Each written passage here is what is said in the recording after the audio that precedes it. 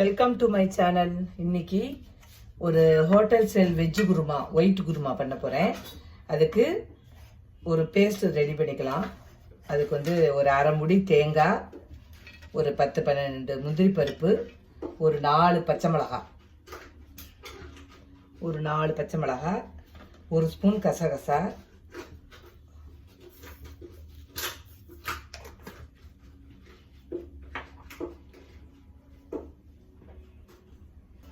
இந்த குருமாவுக்கு, இந்த ஒயிட் குருமாவுக்கு ஒரு அரை மூடி தேங்காய், ஒரு 4 பச்சை மிளகாய், ஒரு 10 முந்திரி பருப்பு, ஒரு ஸ்பூன் கசகசா, இதை போட்டு முன்னாடி நல்லா அரைச்சி எடுத்துன்னு வருவோம். வந்துட்டு அது எப்படி பண்ணுறதுன்னு பார்ப்போம்.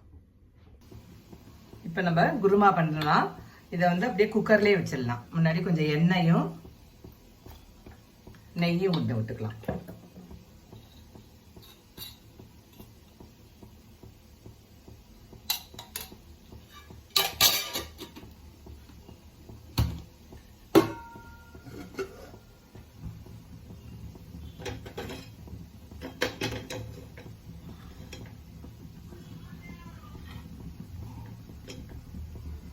இதில் நம்ம இந்த ஸ்பைசஸ்லாம் போட்டுக்கலாம். சோம்பு, பிரிஞ்சி இலை, கிராம்பு, ஏலக்காய், பட்டை இதெல்லாம் போட்டுக்கலாம். போட்டு கொஞ்சம் வெடிக்கட்டும்.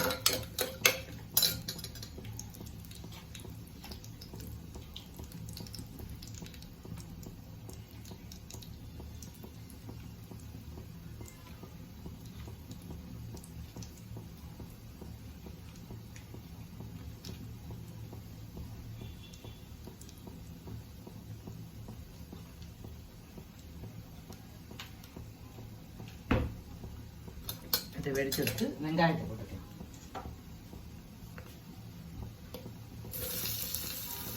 வெங்காயம் ரொம்ப இதாக வதங்க வேண்டாம்.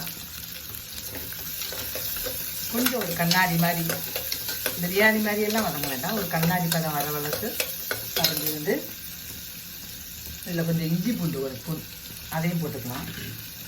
வெங்காயத்தோட இந்த இஞ்சி பூண்டு பேஸ்ட்டு கொஞ்சம் சேர்ந்து வதங்க போட்டோம். வெங்காயத்தோட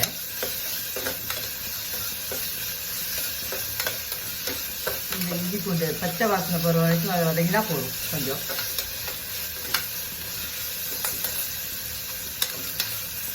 வதங்கிட்டு இதில் நம்ம வேக வச்ச காய்கறிகளை போட்டுக்கலாம். பீன்ஸு, பட்டாணி, கேரட்டு, உருளைக்கிழங்கு போட்டிருக்கேன். காலிஃப்ளவர் இருந்தால் காலிஃப்ளவரும் போட்டுக்கலாம். என்கிட்ட இல்லை, நான் இருந்ததை போட்டு பண்ணுறேன்.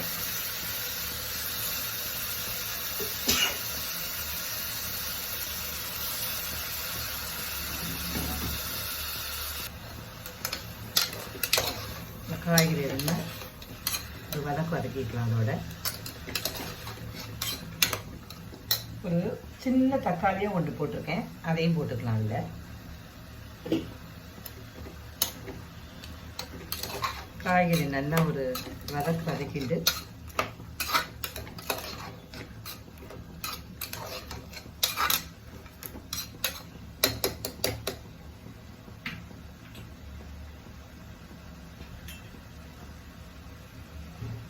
நம்ம அரைச்சி வச்சுருக்க அந்த தேங்காய், கசகசா, முந்திரி பருப்பு, பச்சை மிளகாய், சோம்பு இதெல்லாம் அந்த கலவையை இதில் போட்டுடலாம்.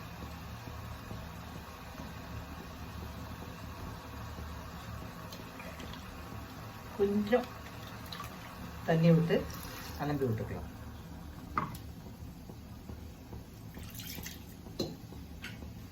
கொஞ்சம் தண்ணி விட்டு அலம்பி எல்லாத்தையும் ஒரு கலந்து விட்டுக்கலாம். அப்படி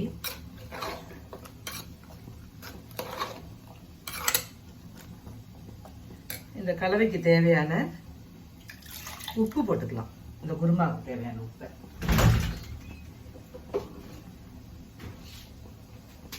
இந்த குருமாவுக்கு தேவையான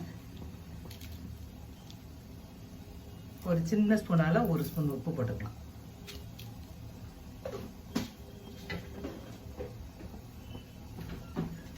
இதை மூடி வச்சு ஒரு 2 விசில் வந்தவுடனே நம்ம பார்க்கலாம். நம்மளோட குருமா ரெடி ஆயிடுது.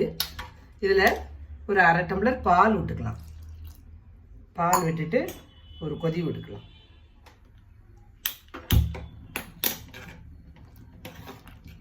அரை டம்ளர் பால் விட்டுட்டு ஒரு கொதி விட்டுக்கலாம்.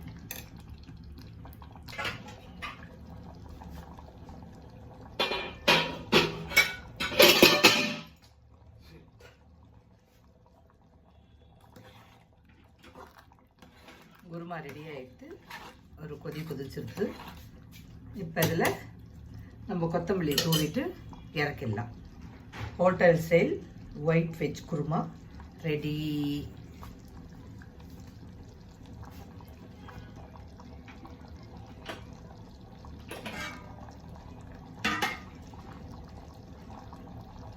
எப்படி இருக்குன்னு பாருங்க. எல்லாருக்கும் பிடிச்சிருக்குன்னு நினைக்கிறேன். லைக் பண்ணுங்க, கமெண்ட் பண்ணுங்க, ஷேர் பண்ணுங்க. பார்க்குறவ எல்லாரும் சப்ஸ்கிரைப் பண்ணுங்க. Thank you all. அடுப்பை ஆஃப் பண்ணியாச்சு. அவ்வளோதான், குருமா ரெடி ஆகிடுச்சு.